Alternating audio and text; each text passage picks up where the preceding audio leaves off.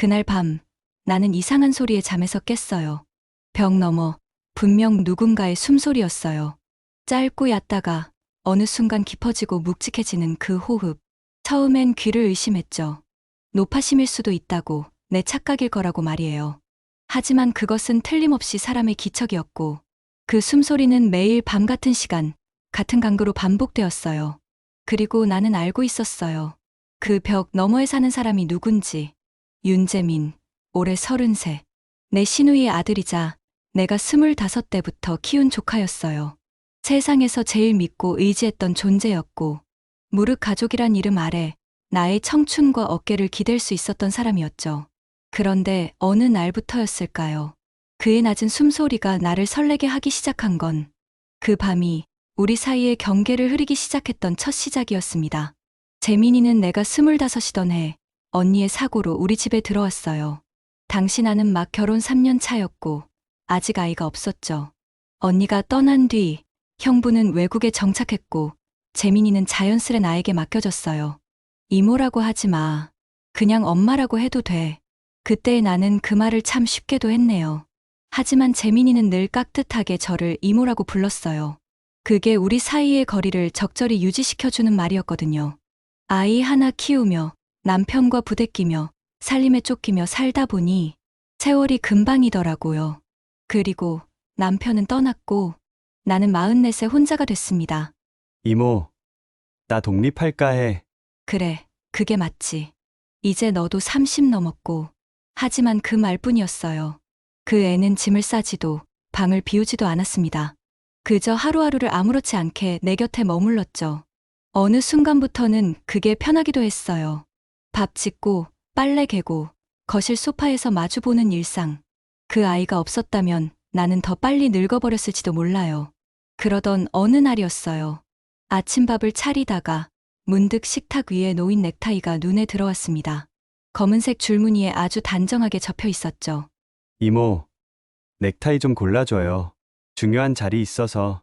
응, 면접이야? 아니, 여자 만나러 가요. 그 말에 내 손끝이 살짝 떨렸습니다. 웃으며 넘겼지만 내 속은 요동치고 있었어요.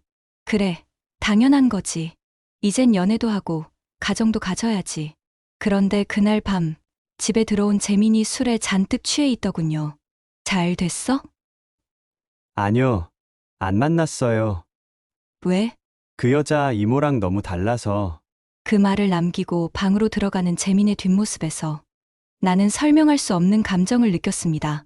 그 밤, 벽 너머에서 또 숨소리가 들려왔어요. 이전과는 다르게 더 가깝고 더 날숨이 컸던 그 소리.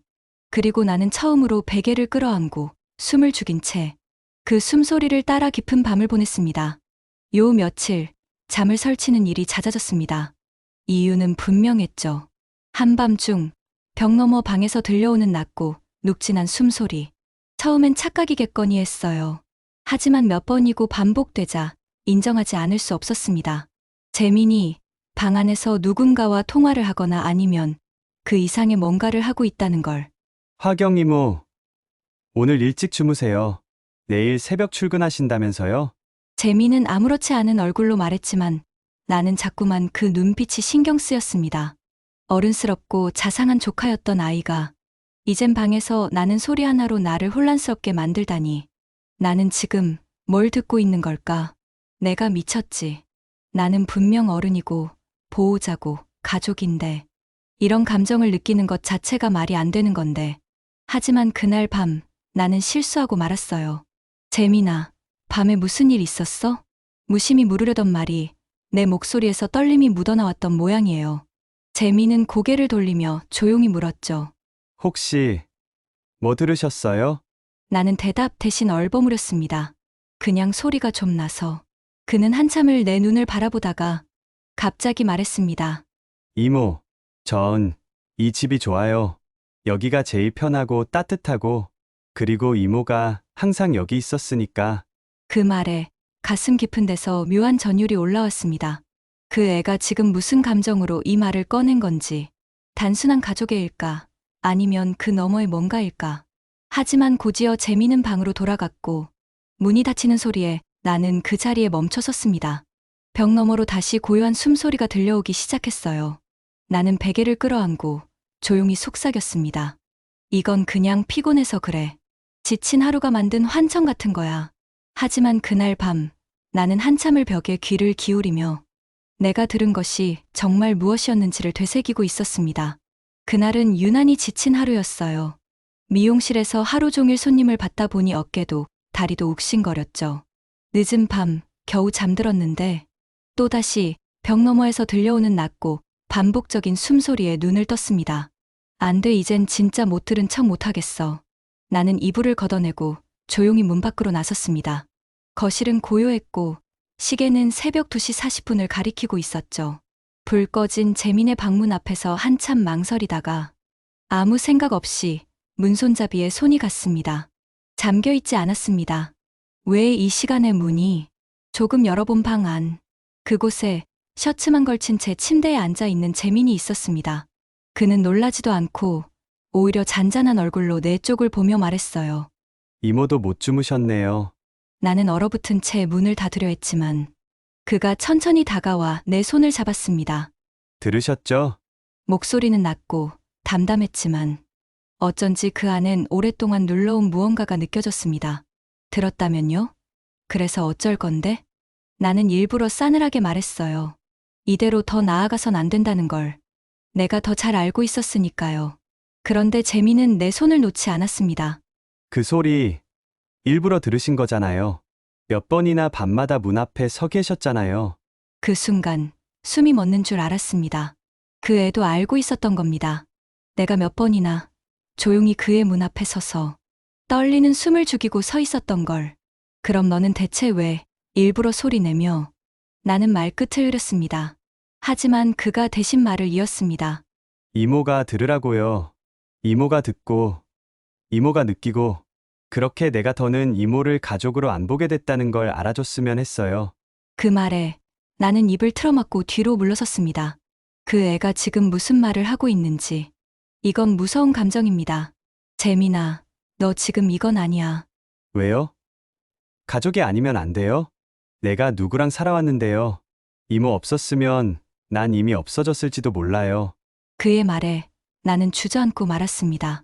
그 애는 내 삶의 의무였고 책임이었고 이젠 너무 익숙해서 감정이 말라버린 존재였는데 그 애는 그 오랜 시간 동안 내가 준 보호 속에서 사랑을 키우고 있었던 겁니다. 그 밤 재민은 조용히 말했습니다. 도망쳐도 돼요. 근데 이건 꼭 알아주세요. 저는 이모를 여자로 사랑해요. 문이 닫히고 다시 고요해진 방 안에서 나는 차가운 바닥에 앉아 내 안에서 끓어오르는 감정을 부정하지 못한 채 한참을 울었습니다. 그날 이후 나는 재민의 방 앞에 더는 서지 않았습니다. 대신 밤마다 라디오를 틀어놓고 억지로 다른 소리에 집중했죠. 그 아이의 고백은 충격이었고 더 무서운 건 그 감정을 전혀 낯설게 느끼지 않았던 제 자신이었습니다. 이모, 오늘 아침은 안 드세요? 재민은 늘 하던 대로 부엌에 커피를 내리고 있었어요. 그의 표정은 아무렇지 않았지만 오히려 그 평소 같음이 더 무서웠습니다. 나 바빠서 점심에 뭐 좀 먹을게. 어색하게 말을 돌리려는 내게 그는 담담하게 대꾸했습니다. 오늘 밤엔 방에 들어오셔도 돼요. 그 말에 나는 머그컵을 떨어뜨릴 뻔했습니다. 그게 무슨 말이야? 피하지 마세요, 이모. 피하면 더 복잡해져요. 그냥 우리가 어떤 관계인지 서로 느끼고 있는 게 뭔지 한번 솔직해지자고요. 나는 대답 대신 문을 닫고 나와 버렸습니다. 아무리 그 아이가 어른이 되었다 해도 이건 도가 지나쳤다 싶었죠. 그날 저녁 동네 친구 혜정이와 맥주를 마셨습니다. 너 요즘 얼굴이 왜 그래? 피곤해 보여. 나는 괜히 웃으며 넘기려 했지만 결국 터져버렸죠. 나 누군가한테 고백받았어. 뭐야, 축하해야 되는 거 아냐? 누구야? 나는 조심스럽게 말했습니다. 조카야. 맥주를 입에 머금던 혜정은 그대로 살에 들려 캑캑댔습니다. 뭐, 화경아, 제정신이야? 법적 조카는 아니고 내가 키웠어. 친우이 아들. 같이 산 건 15년이 넘었고 혜정은 한참을 말이 없더니 조심스럽게 물었습니다. 너는 어때? 진짜로 내 마음은? 그 물음에 나는 대답하지 못했습니다. 아니, 어쩌면 대답할 자신이 없었습니다. 싫다고만 할 수 없으니까. 집으로 돌아오는 길. 현관문을 열자마자 재민이 소파에 앉아 있었습니다. 양복 상의를 벗고 와이셔츠 단추 2개를 풀어놓은 모습. 평소라면 아무렇지 않았겠지만 그 순간 나는 숨을 삼켰습니다. 이모. 그가 조용히 내 쪽으로 걸어왔습니다. 도망치는 건 괜찮아요. 근데 제가 이모를 사랑한 건 절대 잘못이 아니에요. 나는 고개를 저으며 말했습니다. 넌 아직 어려. 그리고 나는 너한테 어른이야. 이건 사랑이 아니라 오랜 정의에 불과해. 그럼 그 정 때문에 더 이상 사랑하면 안 되나요? 나는 그의 말에 말문이 막혔습니다. 도망치듯 방으로 들어갔고 문을 잠그지 않은 내 선택이 그날 새벽을 흔들어 놓게 될 줄은 몰랐습니다. 조용히 열린 방문. 그리고 벽 너머가 아닌 바로 곁에서 들려오는 숨소리. 나는 그 밤을 끝내 외면하지 못했습니다. 그날 밤 이후 집 안의 공기가 완전히 달라졌습니다.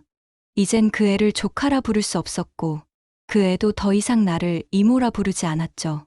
화경 씨, 커피 드릴까요? 그가 부엌에서 내 이름을 부르며 물었을 때 나는 본능적으로 움찔했습니다. 이제 이모라는 단어는 사라졌고 우리는 같은 집 안에서 남자와 여자로 살아가고 있었습니다. 고마워, 그냥 두면 내가 마실게. 짧은 대화 끝에 우리는 같은 식탁에 마주 앉았지만 숟가락질 하나조차 조심스러워졌죠. 오늘은 퇴근 늦으셨어요? 응, 손님 예약이 좀 밀려서. 평범한 대화였지만 그 안에선 묘한 긴장감이 흐르고 있었습니다. 말끝마다 숨어 있는 그날 밤의 흔적. 그 애의 눈빛은 여전히 또렷했고 나는 괜스레 식탁 위 국물만 휘저었죠. 며칠 뒤 평소보다 일찍 퇴근해 집에 들어오니 재미는 거실에서 기타를 튕기고 있었습니다. 기타도 치네? 옛날에 조금 배웠어요. 이모 아니, 화경 씨가 좋아하던 노래 있잖아요. 나 항상 그대를, 그거 연습 중이에요. 그 말에 가슴이 뻐근했습니다. 그 애는 내가 좋아했던 음악까지 기억하고 있었던 겁니다. 나는 무심한 듯 말했죠. 그만 좀 해, 너 그런 거. 자꾸 그러면. 재미는 조용히 기타를 내려놓고 내 쪽으로 다가왔습니다. 왜요? 이젠 솔직해져도 되는 거 아니에요? 재민아. 내가 싫어요. 그날 밤, 내가 실수한 거예요? 그 말에 나는 입을 다물고 말았습니다. 실수였다고, 해선 안 될 일이었다고 말하고 싶었지만 그 밤 이후 내 마음속에서 일어난 변화는 어느 것 하나 거짓이 아니었거든요. 아니야, 그날 밤. 내가 다가온 게 싫지 않았어. 내가 그렇게 말하자 재미는 미소 지으며 한마디 했습니다. 그럼 이젠 조카 말고 남자로 봐줄래요?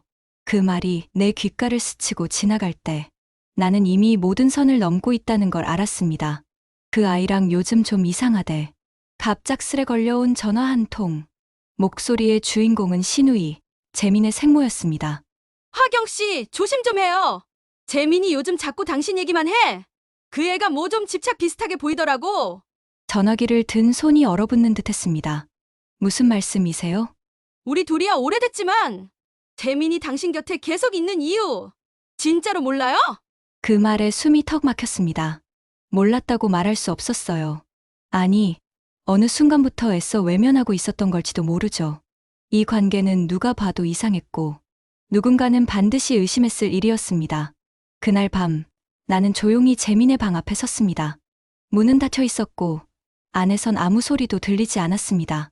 이제라도 끝내야 할까? 이건 감정이 아니라 오해, 외로움이 만든 착각일지도 모른다는 생각이 들었죠. 하지만 문득 문틈 사이로 흘러나온 기타 소리에 나는 다시 발을 멈췄습니다. 조용하고 섬세한 연주, 그리고 낮게 따라 부르는 그의 목소리. 이젠 웃는 거야. Smile again. 행복한 순간이야. 그 노래는 내가 한 번도 입 밖에 꺼낸 적 없던, 내가 가장 힘들었던 시절 혼자 듣던 노래였어요.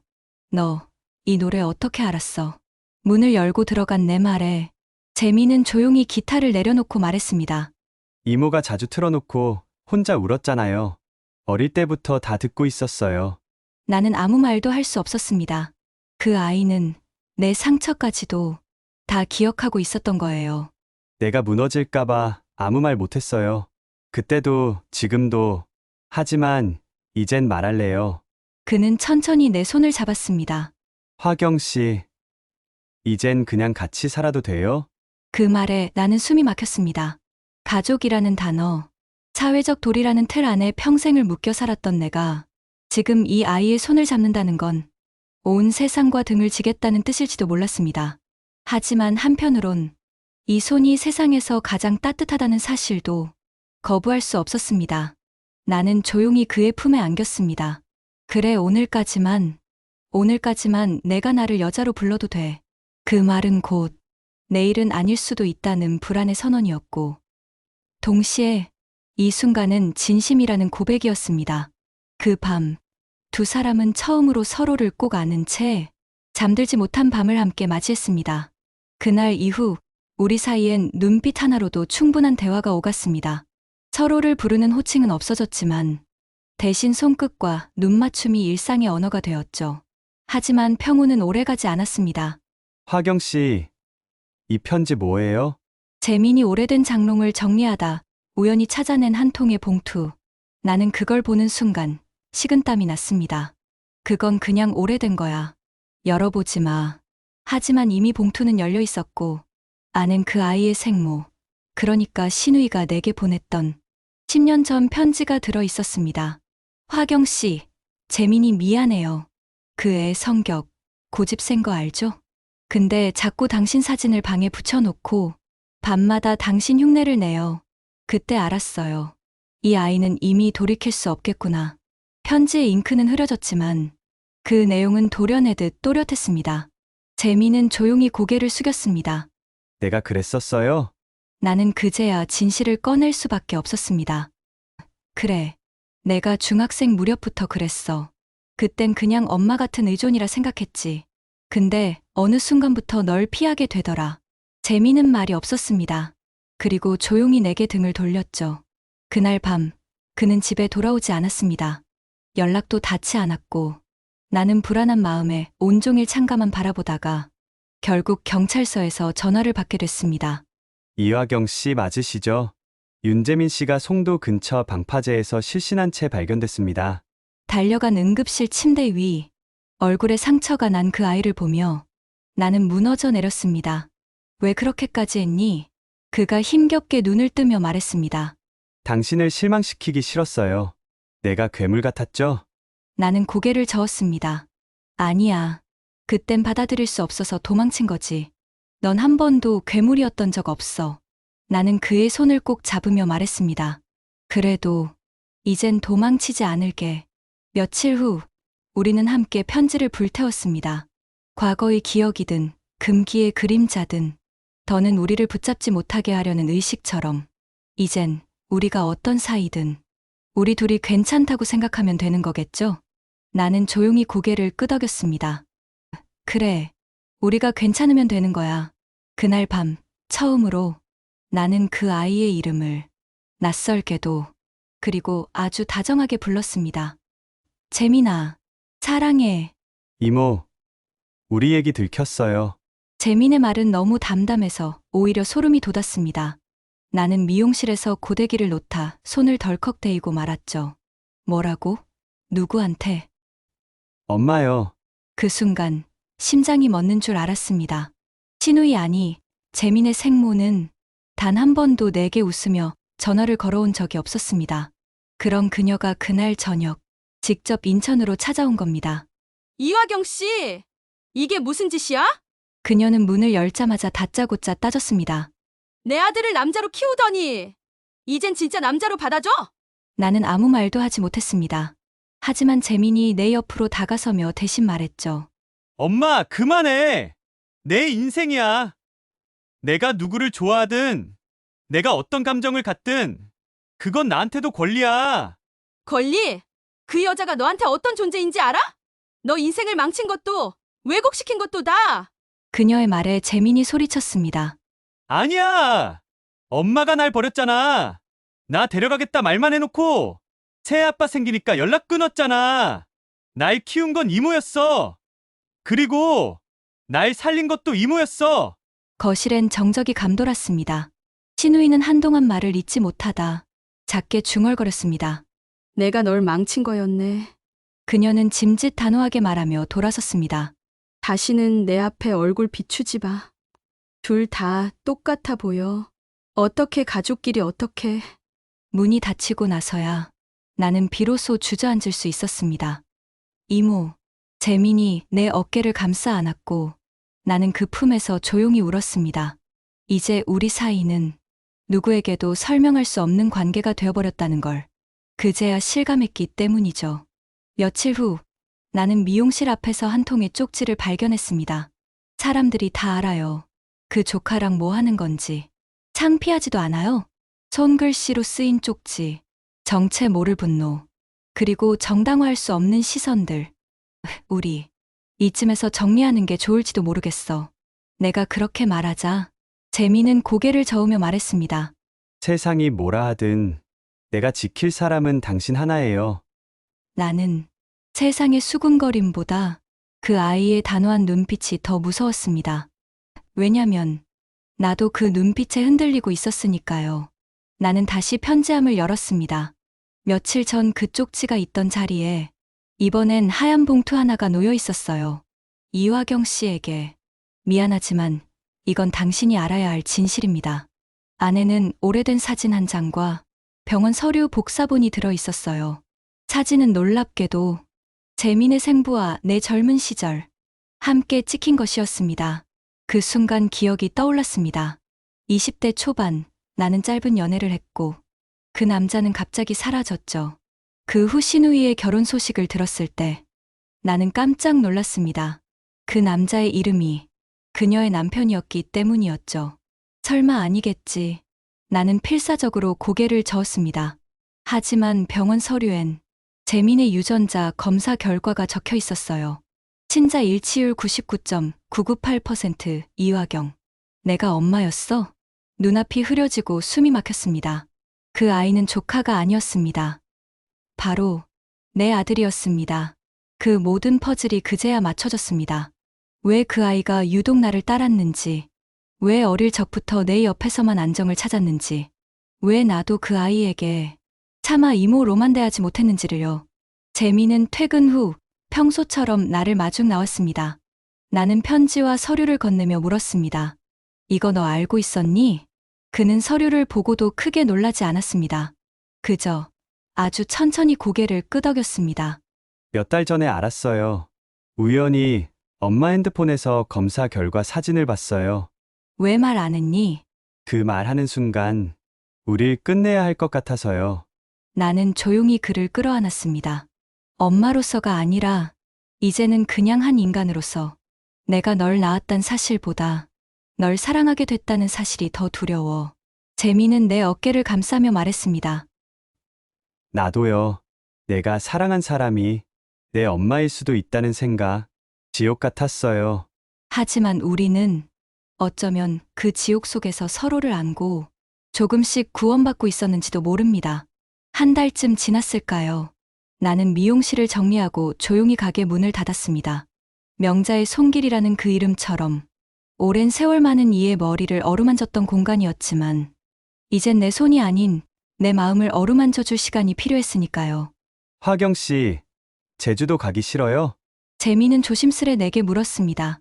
우리는 함께 떠나기로 했지만 아직도 나는 세상의 눈을 마주하기 두려웠습니다. 가긴 갈 거야. 근데 조금만 더 이대로 있고 싶어. 나는 그 애의 손을 꼭 잡았습니다. 우리의 관계는 엄마와 아들이라는 진실을 마주한 뒤로도 끝나지 않았습니다. 어쩌면 그보다 더 솔직해졌다고 해야 할까요? 우리는 더 이상 이모와 조카로 서로를 속이지 않았고 서로의 어깨에 고개를 기대며 더 조용하고 절실한 사랑을 나눴습니다. 엄마라고 불러볼까요? 재민이 불쑥 던진 말에 나는 잠시 눈을 감았다가 웃었습니다. 싫어. 나는 여전히 내가 화경이라 불러줬으면 좋겠어. 그 이름이 너랑 내가 처음 만났던 시작이니까. 재미는 고개를 끄덕이며 말했어요. 그래요.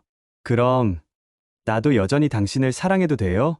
나는 대답 대신 그의 이마에 조용히 입을 맞췄습니다. 사랑은 때때로 진실보다 더 큰 용기가 필요했어요. 우리는 이웃들에게 아무 말도 하지 않았습니다. 지금의 우리를 이해해달라고 부탁하지도 않았죠. 그저 매일 아침 함께 밥을 짓고 저녁이면 거실 소파에 나란히 앉아 드라마를 보며 웃거나 울었습니다. 누군가 보기엔 그저 동거하는 남녀 같았고 누군가는 여전히 조카와 이모로 여겼습니다.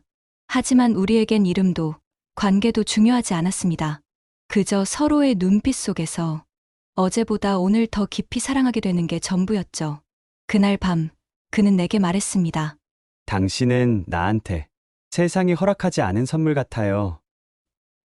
근데 세상이 허락 안 해도 나는 매일 고백할 거예요. 당신을 사랑합니다. 나는 웃으며 말했죠. 그래, 그 고백 매일 듣게 해줘. 지금 나는 제주바람이 부는 마당에 앉아 따뜻한 커피를 마시고 있습니다. 그 애는 작은 텃밭을 고르며 흙 묻은 손으로 나를 바라보죠. 우리 사이엔 여전히 무어라 정의하기 어려운 거리감이 있지만 이젠 그 거리마저도 익숙하고 소중해졌습니다. 우리는 누군가의 잣대 안에서 정상도 비정상도 아닌 삶을 살아가고 있습니다. 조금 조용하게, 조금 천천히, 그래도 매일 아침 눈을 떴을 때 내 옆에 있는 그 체온 하나로 나는 내가 살아있음을 느낍니다. 이건 세상이 허락하지 않은 사랑일지도 모릅니다. 하지만 나에게는 세상 끝에서 처음으로 허락받은 진짜 내 삶이기도 합니다. 오늘도 그는 묻습니다. 화경 씨, 자랑해도 돼요? 그리고 나는 매번 같은 대답을 하죠. 그래, 계속 나를 사랑해줘요.